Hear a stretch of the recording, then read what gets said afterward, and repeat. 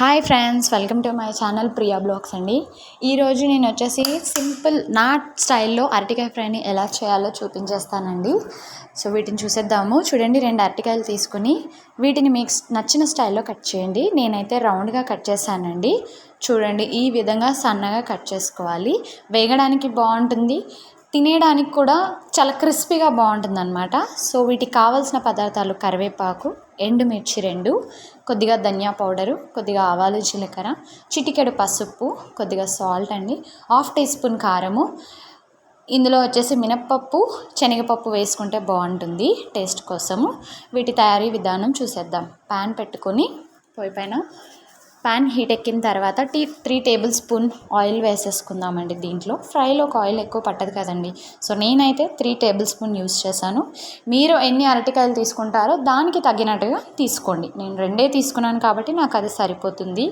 So ఈ oil heat ఎక్కిన తర్వాత దీంట్లోకి మనం తీసుకున్నటువంటి కరివేపాకు, ఆవాలు, జీలకర్ర వీటిని యాడ్ చేసుకోవాలన్నమాట. సో కొంతమంది వీటిని వేరే స్టైల్లో చేస్తారు. నేనైతే న్యాచురల్గా ట్రై చేస్తున్నాను అన్నమాట. చాలామంది దీంట్లోకి మసాలా యాడ్ చేస్తారు. వాళ్ళకి ఇష్టం వచ్చినవి వాళ్ళు యాడ్ చేసుకుంటారు కదండి. సో ఎవరి టేస్ట్ వాళ్ళది. సో నేనైతే చాలా సింపుల్గా ఇలాగే చేస్తాను ఎప్పుడు చేసినా కూడా. సో ఇవి వేగిన తర్వాత దీంట్లోకి శనగపప్పు వీటిని కూడా వేసేసుకుందాము. వీటిని కూడా బాగా మిక్స్ చేసేసుకుందాము. ఈ శనగపప్పు అనేది మినప్పప్పు చాలా క్రిస్పీగా అవుతే తినేటప్పుడు పళ్ళకి తగులుతుంటే ఆ టేస్ట్ అనేది చాలా వండర్గా ఉంటుందండి. ఒకసారి ట్రై చేయండి. ఇప్పుడైతే దీంట్లోకి చిటికెడు పసుపు కూడా మనం యాడ్ చేసేసుకుందాము. పసుపు కూడా యాడ్ చేసేసుకొని ఒకసారి ఈ విధంగా కలిపేసుకుందాము. అల్లం పేస్ట్ నచ్చిన వాళ్ళు వేసుకోండి, నేనైతే వేయట్లేదండి. ఇప్పుడు మనం కట్ చేసుకున్న అరటికాయ ముక్కల్ని కూడా దీంట్లోకి యాడ్ చేసేసుకుందామండి.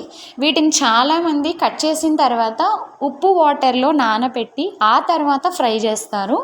మరి నేనైతే అలా నానబెట్టలేదండి. నేను అలా ఒకసారి ట్రై చేశాను. అలా చేయడం వలన నాకైతే అంతగా నచ్చలేదు. ఎందుకు అంటే అరటికాయ అనేది అది కొంచెం జిగురుగా ఉంటుంది కాబట్టి దాంట్లో వేయడం వలన ఇంకా నాకు జిగురు అనిపించింది అనమాట.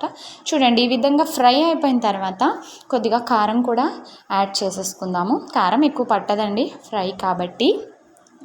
సాల్ట్ కూడా వేసేసుకుందాము తగినంత. ధనియా పౌడర్ కూడా ఇప్పుడే వేసేసుకుందామండి. 1/2 టేబుల్ స్పూన్ వేసుకుంటే సరిపోతుంది. దీని వలన టేస్ట్ అనేది కొంచెం బాగుంటుంది, ఫ్లేవర్ కూడా డిఫరెంట్గా ఉంటుంది. అందుకే నేను యూస్ చేస్తానండి దీన్ని. చూడండి, ఓన్లీ ఫ్రైస్కి మాత్రమే ధనియా పౌడర్ అనేది యూస్ చేస్తాను నేను.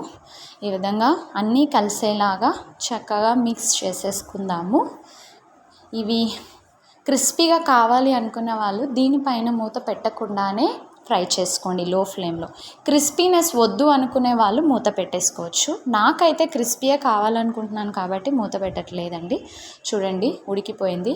ఈ విధంగా చక్కగా వీటిని మగ్గించేసుకుందాం. లో ఫ్లేమ్లో మాత్రమే పెట్టి వీటిని ఫ్రై చేయాలి. దీనిని చక్కగా పప్పుచారులోకి, మజ్జిగ చారులోకి, రసంలోకి వండర్ టేస్ట్ అండి. సో రెడీ అయిపోయింది. వీటిని ఇంకా వేరే బౌల్లోకి షిఫ్ట్ చేసేద్దామండి. చూడండి, క్రిస్పీగా చాలా యమ్మీగా నాకైతే నచ్చేసింది. ట్రై చేయండి, లైక్ చేయండి, సబ్స్క్రైబ్ చేయండి.